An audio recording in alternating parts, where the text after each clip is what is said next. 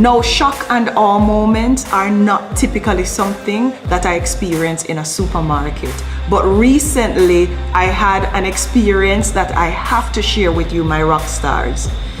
You know, now that I think about it, I had shock and awe moments in the past. I remember shopping in a Walmart in the US, and there was a man in there that was shirtless, and eventually his partner, a woman, went topless as well. So that was a little bit of shock and awe for me, but not like the way I'm gonna describe. And quite frankly, that Walmart experience was a lot more tolerable. Now, recently I was in the supermarket and I was going through the aisles, picking up what we generally do from our list. And I got to the aisle with the chicken. And I looked up at the price and immediately I had a shock moment.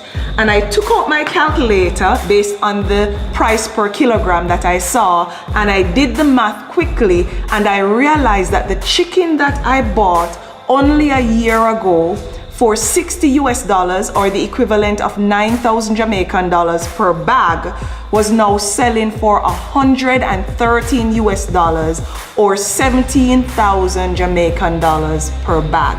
That's an 88% increase. I will take a topless woman walking around in the supermarket over that any day of the week. I do not want to be shocked that way because it hurts me in the deepest place possible, which is my pocket. But anyway, let's move forward. My son, unfortunately, is in the hospital. He's undergoing treatment, and one of these days I think he'll share his story, but it's not my story to tell. I usually stay home most days, but recently I don't miss a visiting time for obvious reasons, so I have to get to the hospital every day, and there are days when they allow 2 visiting slots and I get to go twice per day. Now, driving to the hospital twice per day or once per day from where I live is a long journey. And because of that, I am now going to the gas station a lot more often than I normally would have. Now, a year ago, or even less now that I think about it, I would spend about $80 or about 12,000 Jamaican dollars to fill my tank. And because I go nowhere or go out very rarely, it would last me about a month. Recently, it's lasting me a week and a half.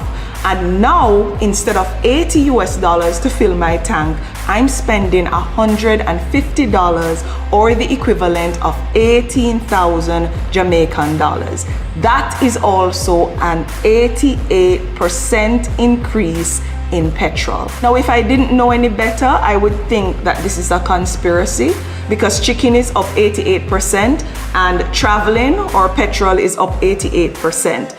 What's gonna be up 88% next? Electricity bill? Now, I don't know about you, my YouTube family, but my income has not increased by 88%. Are you getting an increase in your salary? Absolutely not. I'm gonna answer for you. But food is going up by 88% in the case of chicken, and petrol is going up by 88%. We need to travel and we need to eat. So quite naturally, we need to increase either our income or reduce our expenses. Now, this is not unique to me or where I live. The point is, inflation is skyrocketing and earnings are either plummeting or stagnating. Now, not so long ago, the Great Resignation was making the news because after the pandemic, persons were realizing that they can either survive with less and stay home, or they didn't have the great needs that they thought they did because it was a reality check, and many were deciding to pursue other income earning opportunities that were not as stressful as their jobs. So we're coming from a place where we couldn't even find people to fill jobs. I remember Amazon offering $1,000 bonuses just for anybody who came on board at the entry level. And now we're having layoffs in some countries. So you know something is not right. And the question is, are you gonna sit and twiddle your thumbs and think about the chicken and the petrol that's increasing by 88% and do nothing about it until your disposable income reduces to the point where it starts impacting your standard of living? Or are you gonna take action, get ahead of it, be proactive, and make the changes so that your lifestyle is maintained on this path to us all achieving financial freedom? Tell me what your choice is below. Just write in the comments, I'm gonna be proactive, which is you're gonna get ahead of it, or I'm gonna be reactive. I know none of you are gonna be reactive, right? Or you're not gonna write that. Even out of good humor, just avoid doing it. Now, all of that said, it leads me to the subject matter at hand, which is 15 ways to make or save at least $500 per month in these difficult times. And these are ways that you can do so very quickly to get ahead of what is happening or what is about to happen, because I can tell you this, before it gets better, it's going to get worse.